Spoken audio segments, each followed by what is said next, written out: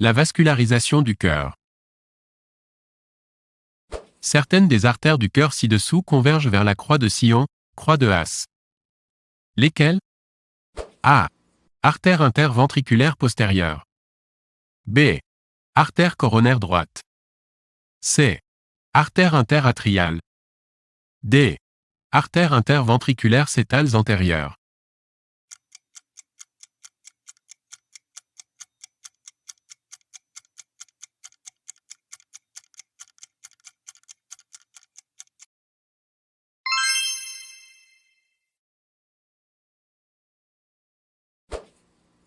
Parmi les artères énoncées ci-dessous, certaines appartiennent au territoire de l'artère coronaire droite.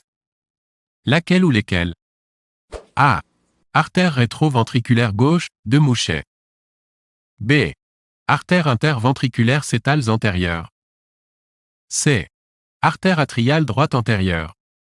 D. Artères ventriculaires antérieures.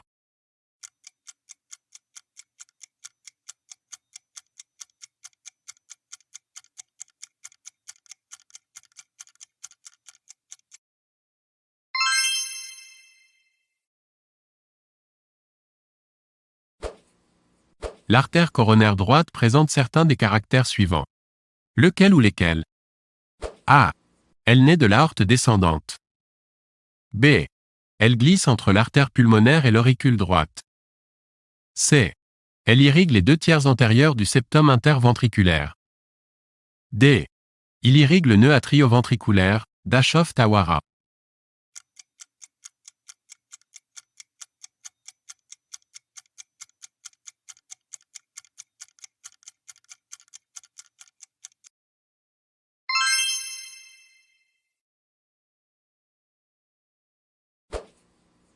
Certaines des propositions suivantes concernant l'artère coronaire droite sont exactes. Lesquelles? A. Elle naît au niveau du sinus de Valsalva, en regard de la cuspide, antérieure, droite. B. Elle suit la partie droite du sillon coronaire pour gagner la croix des sillons, de Haas. C. Sa branche interventriculaire postérieure donne l'artère rétroventriculaire gauche de Mouchet. D. Elle vascularise la branche droite du faisceau de His.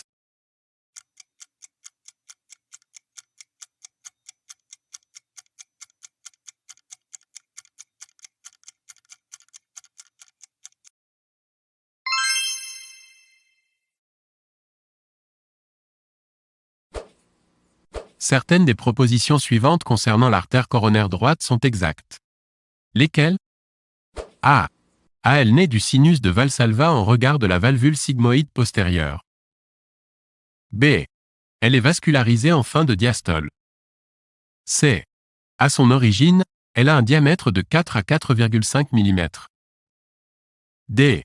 Son origine est masquée par l'auricule droit.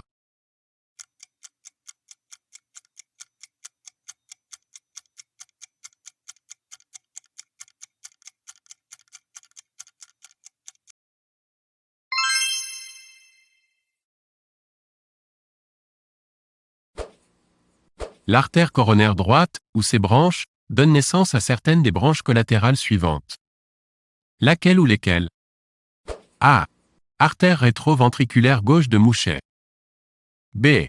La totalité des artères ventriculaires antérieures droites. C. Artères atriales droites antérieures. D. Artères circonflexes.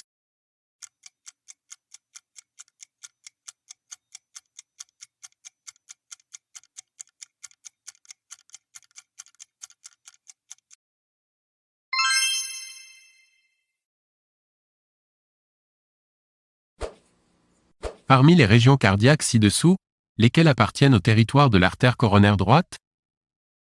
A. Bord antérieur du cœur. B. Nœud atrioventriculaire d'Aschoff-Tawara. C. Tiers postérieur du septum interventriculaire. D. Septum interatrial.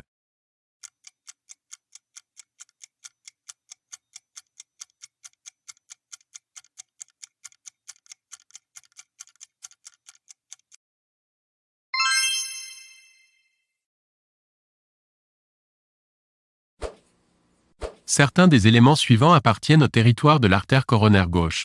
Lesquels? A. Infundibulum pulmonaire. B. Branche droite du faisceau atrioventriculaire de His. C. Valvule septale, ou interne, de la valve tricuspide. D. Branche gauche du faisceau atrioventriculaire de His.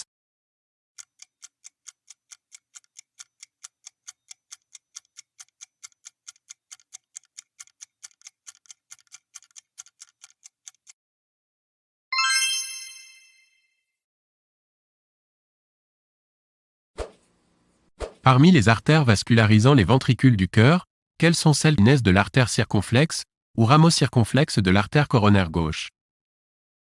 A. Rameau marginal droit ou du bord droit. B. Rameau marginal gauche ou du bord gauche. C. Rameau latéral du ventricule gauche ou artère diagonale de Broca. D. Rameau postérieur du ventricule gauche.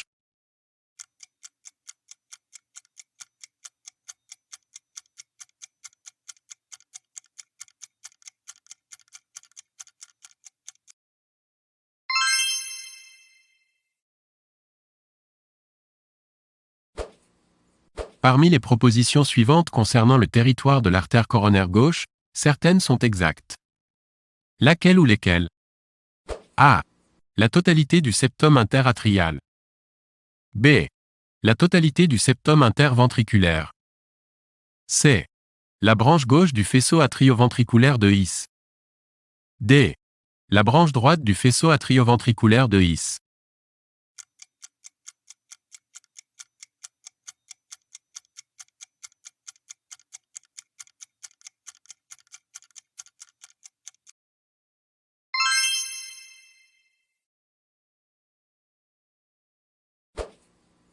L'artère coronaire gauche présente certains des caractères suivants. Lesquels? A. Elle se détache de l'aorte en regard de la valvule sigmoïde, ou semi-lunaire, postérieure. B. Elle glisse ensuite sur le flanc gauche de l'artère pulmonaire. C. Elle vascularise habituellement l'ensemble du septum interatrial. D. L'artère interventriculaire antérieure vascularise la partie supérieure de la face antérieure du ventricule droit.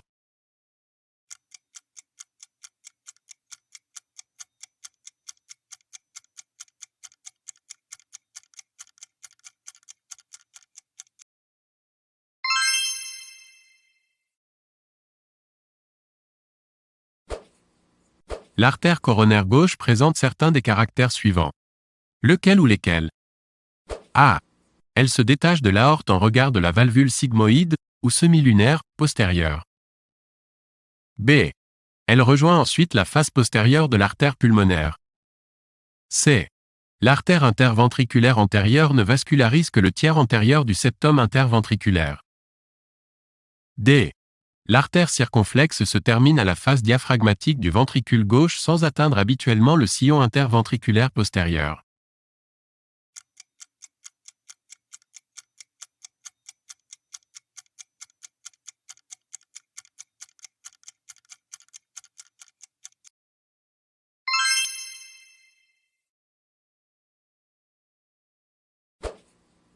L'artère coronaire gauche présente certains des caractères suivants. Lequel ou lesquels? A. Son calibre est habituellement supérieur à celui de l'artère coronaire droite. B. Son tronc glisse entre l'artère pulmonaire et l'auricule gauche. C. Sa branche interventriculaire antérieure irrigue les 2/3 antérieurs du septum interventriculaire. D. Sa branche circonflexe donne naissance aux artères atriales droites.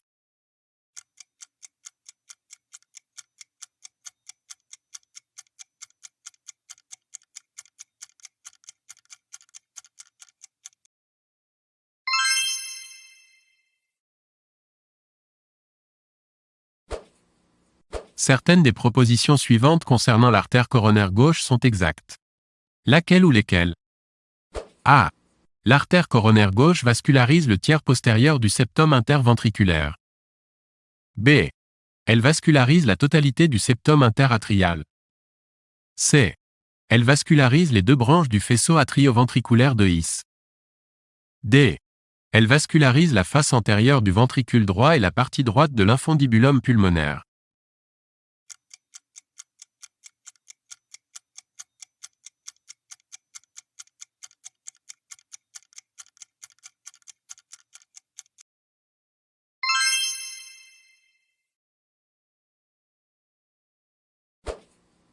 Certaines des propositions suivantes concernant l'artère coronaire gauche sont exactes.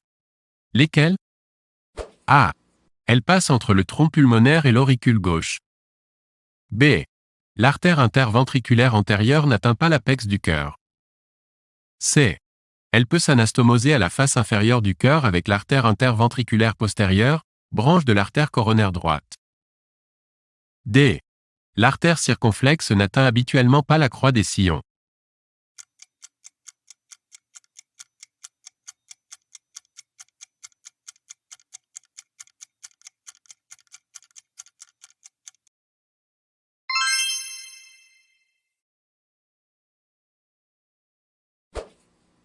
Certaines des propositions suivantes concernant l'artère coronaire gauche sont exactes.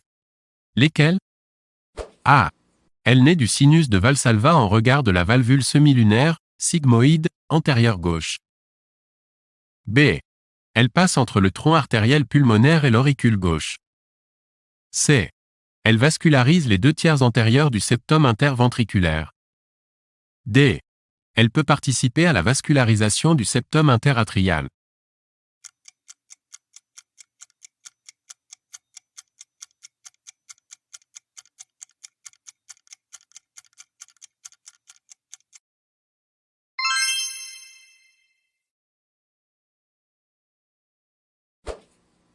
Certaines des propositions suivantes concernant l'artère coronaire gauche sont exactes. Lesquelles? A. L'artère coronaire gauche est plus grosse que l'artère coronaire droite. B. L'artère coronaire gauche contourne le tronc artériel pulmonaire en arrière et à gauche. C. L'artère interventriculaire antérieure fournit des rameaux ventriculaires gauche et droit. D. L'artère coronaire gauche vascularise la branche droite du faisceau atrioventriculaire de His.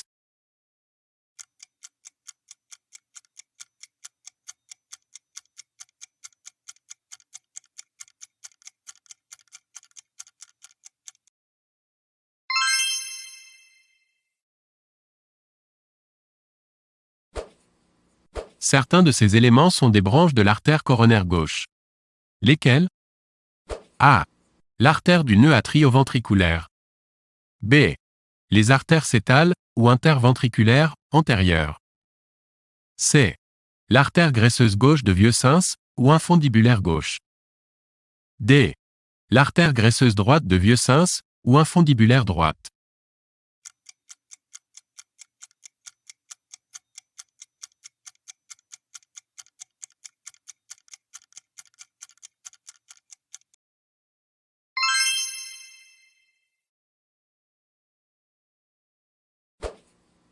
Parmi ces propositions concernant les veines du cœur, certaines sont exactes. Laquelle ou lesquelles? A. La grande veine coronaire commence dans le sillon interventriculaire antérieur. B. À sa terminaison, la grande veine coronaire prend le nom de sinus coronaire. C. Le sinus coronaire présente à sa jonction avec la grande veine coronaire une valvule dite de Vieux-Sens. D. La grande veine coronaire reçoit la veine oblique de l'atrium gauche ou veine de Marshall.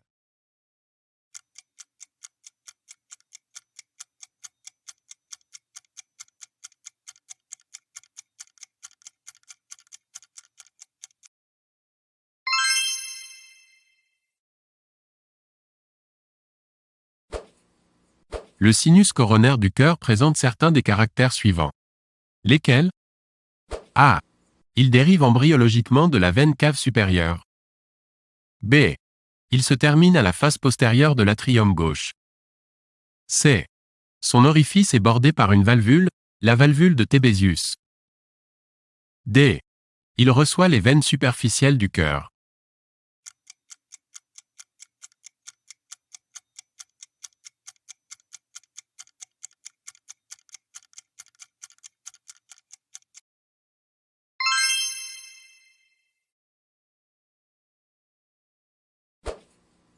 Parmi les propositions suivantes concernant le sinus coronaire, laquelle, ou lesquelles, est, ou sont, exactes, S. A. Il naît dans la partie gauche du sillon coronaire. B. Il reçoit la grande veine du cœur, la veine moyenne du cœur et la petite veine du cœur. C. Sa valvule contribue à limiter le triangle de Koch. D. Il reçoit la veine cave supérieure.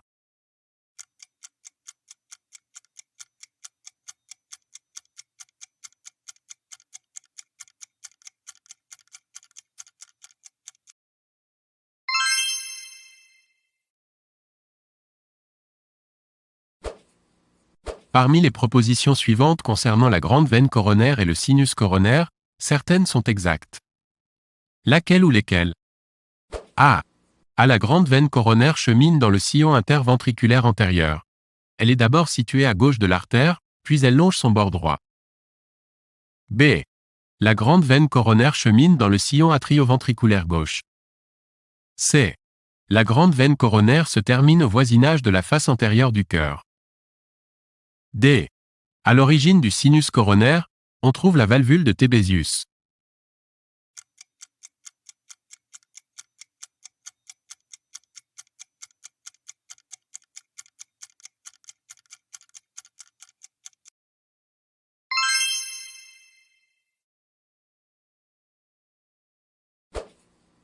Parmi les propositions suivantes concernant les pédicules artériels et veineux du cœur, laquelle, ou lesquelles, est, ou sont, exactes, S.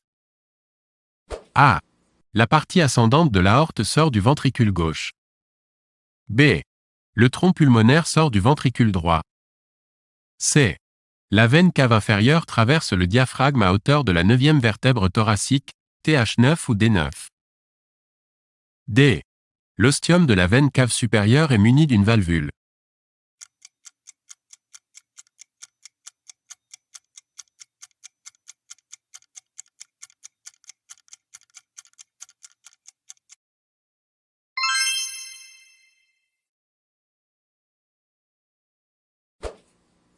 Les lymphatiques du cœur présentent tous les caractères suivants, sauf un. Lequel? A. Les réseaux d'origine sont au nombre de 3, sous-endocardique, myocardique et sous-péricardique. B. Le collecteur gauche rejoint les ganglions intertrachéo-bronchiques. C. Puis le collecteur gauche se draine dans la chaîne latéro-trachéale droite. D. Puis le collecteur droit se draine dans la grande veine lymphatique, droite.